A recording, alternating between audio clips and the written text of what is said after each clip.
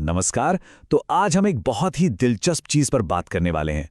वो ये कि डिजिटल इंडिया ने भारत के गांवों की शिक्षा को कैसे पूरी तरह से बदल कर रख दिया है।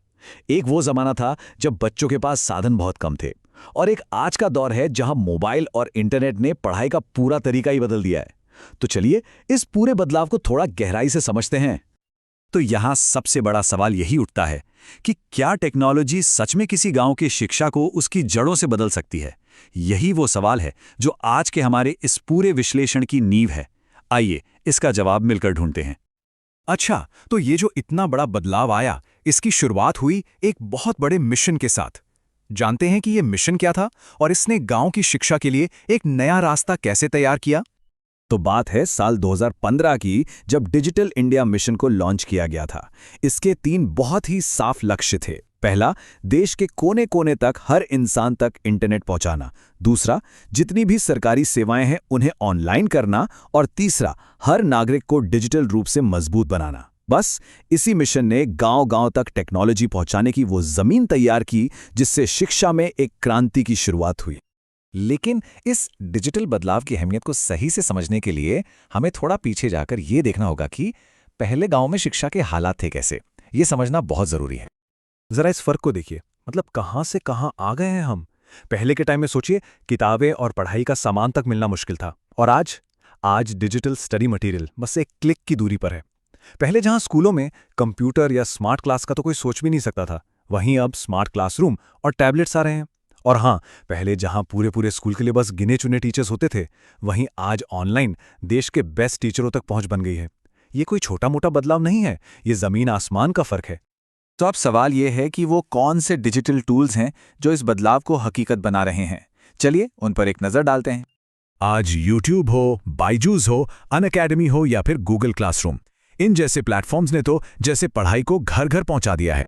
ऑनलाइन कोचिंग ने शहरों और गांव के बीच की दूरी ही खत्म कर दी है। ये वो टूल्स हैं जो आज हर किसी की पहुंच में हैं। और ऐसा नहीं है कि ये काम सिर्फ प्राइवेट कंपनियां ही कर रही हैं। सरकार ने भी DIKS ऐप के साथ एक बहुत बड़ा कदम उठाया है। ये सरकार का सबसे बड़ा एजुकेशनल प्लेटफॉर्म है जो क्लास 1 से लेकर 12 तक के लिए मुफ्त में स्टडी मटेरियल, वीडियो लेक्चर और प्रैक्टिस के लिए सवाल सब कुछ देता है। ये ऐप तो अब ग्रामीण शिक्षा की रीढ़ की हड्डी बनता जा रहा है। दीक्षा के अलावा भी और कई पहले हैं, जैसे कि PM ई-विद्या। ये डिजिटल शिक्षा के लिए एक पूरा पैकेज है। फिर है स्वयं प्रभा, जो 24 घंटे चलने वाले एजुकेशनल टीवी चैनलों का एक समूह है। और ई-पाठशाला ऐप, जिससे NCERT की सारी किताबें फोन पर ही मिल जाती हैं। ये दिखाता है कि सरकार भी कई अलग अलग तरीकों से कोशिश कर रही है। और ये कहानी सिर्फ ऑनलाइन ऐप्स तक ही सीमित नहीं है। अब तो टेक्नोलॉजी असल में क्लासरूम के अंदर पहुंच रही है। कई सरकारी स्कूलों में अब प्रोजेक्टर, स्मार्ट बोर्ड और टैबलेट के साथ स्मार्ट क्लासरूम भी बनाए जा रहे हैं। देखिए, ये सिर्फ टेक्नोलॉजी का बदलाव नहीं है, ये लोगों की सोच में आया एक बहुत बड़ा बदलाव है। चलिए देखते हैं कि कैसे लोगों का नजरिया बदल रहा है। ये एक लाइन इस पूरे बदलाव को बहुत अच्छे से बताती है। मोबाइल फोन, जिसे कभी ये कहकर डांटा जाता था कि ये तो बस टाइम बर्बाद करता है, आज वही मोबाइल फोन पढ़ाई का एक जरूरी औजार बन गया है। ये माता पिता और छात्रों की सोच में आए एक बहुत बड़े बदलाव की निशानी है।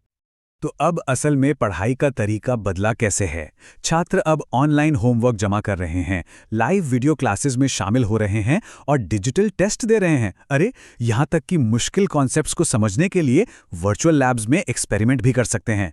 इन सब से पढ़ाई पहले से कहीं ज्यादा दिलचस्प और आसान हो गई है। लेकिन क्या ये सफर पूरा हो गया है? नहीं, बिल्कुल नहीं। अब भी कुछ बहुत बड़ी चुनौतियां हैं जिनका सामना करना अभी बाकी है। ये 4 सबसे बड़ी रुकावटें हैं। पहली, कई गांवों में इंटरनेट आज भी बहुत कमजोर है। दूसरी, बिजली की कटौती एक बहुत बड़ी समस्या बनी हुई है।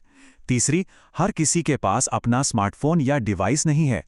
और चौथी, टीचर्स और स्टूडेंट्स दोनों को ही डिजिटल ट्रेनिंग की सख्त जरूरत है। जब तक इन समस्याओं को दूर नहीं किया जाता, तब तक इसका पूरा फायदा नहीं उठाया जा सकता।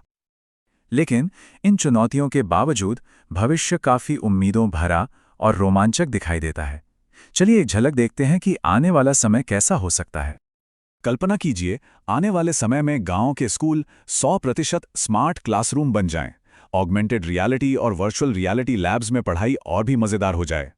हर छात्र के हाथ में एक टैबलेट हो और एआई यानी आर्टिफिशियल इंटेलिजेंस की मदद से हर किसी को उसकी ज़रूरत के हिसाब से अलग से पढ़ाया जा सके। तो कुल मिलाकर इस पूरे विजन का एक ही लक्ष्य है, पढ़ाई को और भी ज्यादा मॉडर्न, सरल और सबकी पहुंच में लाना, ताकि गांव का हर एक छात्र दुनिया की सबसे अच्छी शिक्षा से जुड़ सके। और अंत में एक सवाल जो हम सबको सोचने पर मजबूर करता है, क्या टेक्नोलॉजी शिक्षा में मौजूद हर फासले को, हर कमी को सच में भर सकती है? इस पर सोचिएगा जरूर।